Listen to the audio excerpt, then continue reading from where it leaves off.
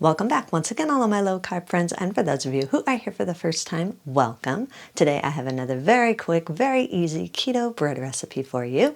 Today I am going to show you how to make high protein keto sandwich buns. Now once you learn how to make the basics of this dough, it's very versatile. You can use it for all different types of bread. You can use it for sandwich buns, hamburger buns. You can shape it into hot dog buns or sub sandwich buns. I mean, you can use this dough basically for any type of bun or even small dinner roll that you want. You can make it sweet, you can make it savory, you can make it neutral flavored, whatever you want. You can do all kinds of yummy things with this. And if you want a printable version of this recipe, you can check out my website at janet'sdeliciouslowcarbkitchen.com. You can find a printable version of this recipe and other goodies there for you.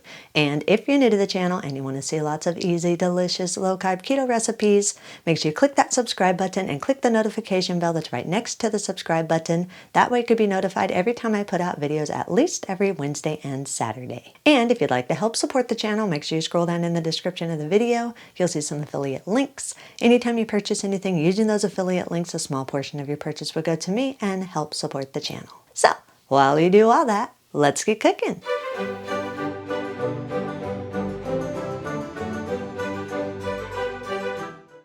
Preheat your oven to 375 degrees. Lightly grease 6 4-inch diameter silicone hamburger bun molds or rings. If you don't have any molds or rings, you could just line a large baking sheet with parchment paper. Then set your molds or your baking sheet aside for a minute. Place 226 grams or around 1 cup of cottage cheese in a large food processor bowl. Add 2 large room temperature eggs. Pulse about 2 to 3 times just to start combining the cottage cheese with the eggs. Then blend on high for about 15 to 20 seconds or until everything is smooth. Add 9 grams or around 1 tablespoon of instant dry yeast. This is optional. I always add yeast to my bread recipes because it helps the bread just to taste a little bit more like traditional bread. Helps tone down the coconut flour taste a little bit. But if you don't have yeast or don't want to use yeast, you don't have to use that. You can leave it out. Add 15 grams or around 1 tablespoon of baking powder. 12 grams or around 1 tablespoon of the granulated sweetener of your choice.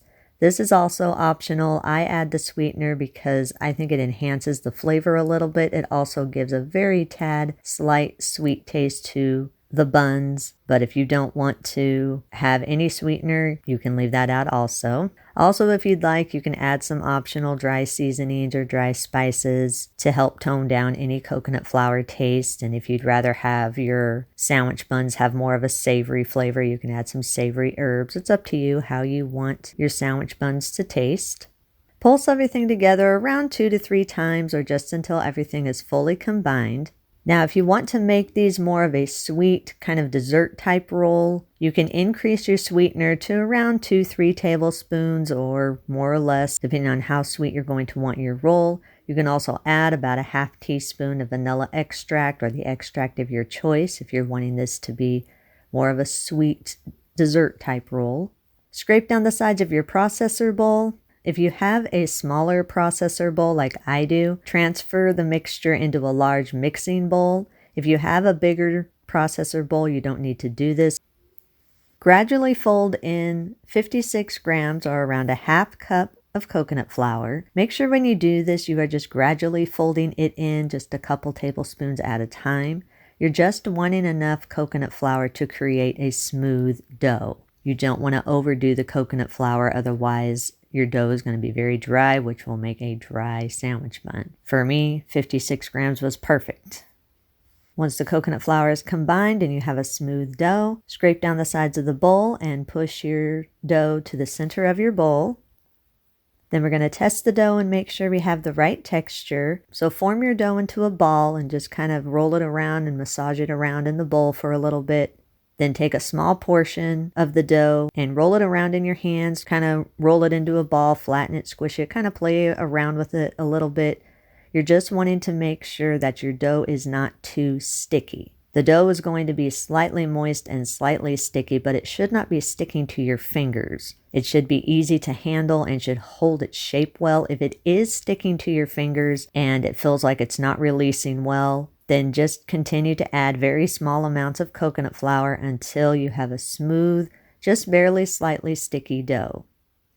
Then divide the dough into 6 equal portions, or if you're wanting smaller rolls instead of sandwich size or burger size buns, then you can divide this into maybe 8 or 9 portions rather than just 6 portions.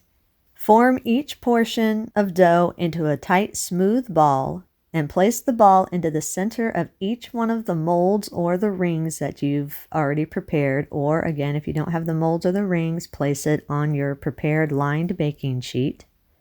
Make sure if you are putting it on a baking sheet that you leave a good amount of space in between each one of the dough balls because you're going to need to press it out.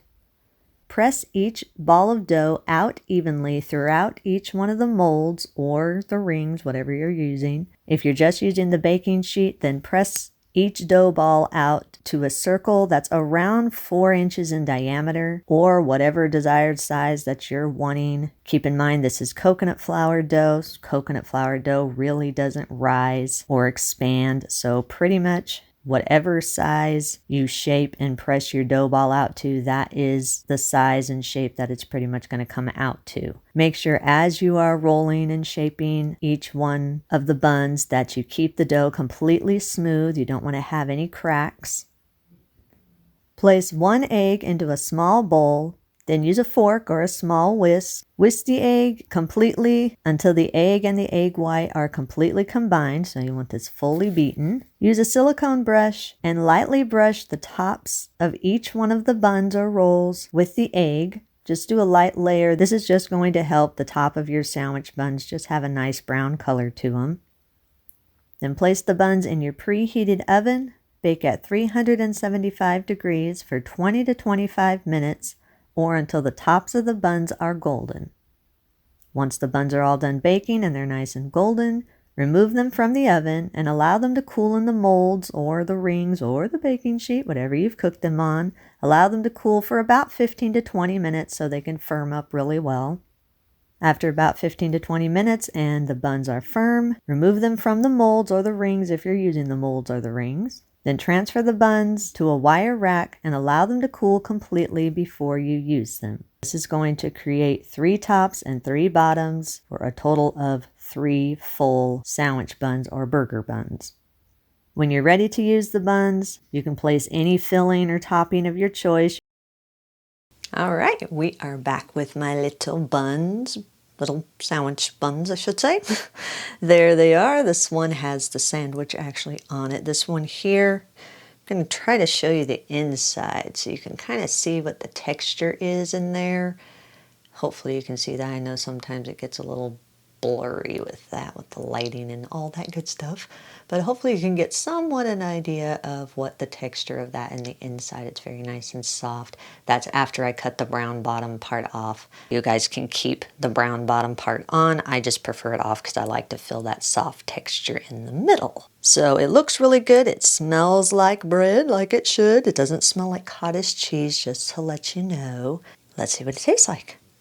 If I can get my sandwich made kind of high there. Let's get on this side so I don't drop everything. My tomatoes wanting to slip out.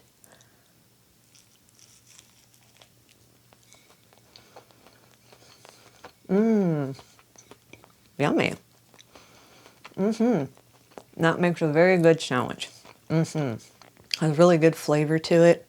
And it definitely doesn't taste like baked cottage cheese. It has a very nice neutral bread taste. Very good texture. Nice and soft. I like my bread soft, not crusty, unless I'm doing Italian bread. But this is a nice soft texture. It's firm on the outside, so as you can see, it holds my sandwich stuff really good. See, it's not falling apart at all. And it's not crumbly or dry. It's got a good, nice, soft texture to it. So yeah, this is very tasty. I really like it. It is a definite thumbs up, and I'm getting lots and lots of protein. Yummy. You can eat these immediately. If you do have any leftovers, you can store them at room temperature for up to 3 days, or you can store them in an airtight container in your refrigerator for up to 1 week, or you can store them in an airtight freezer-safe container for up to 1 month. Eat and enjoy.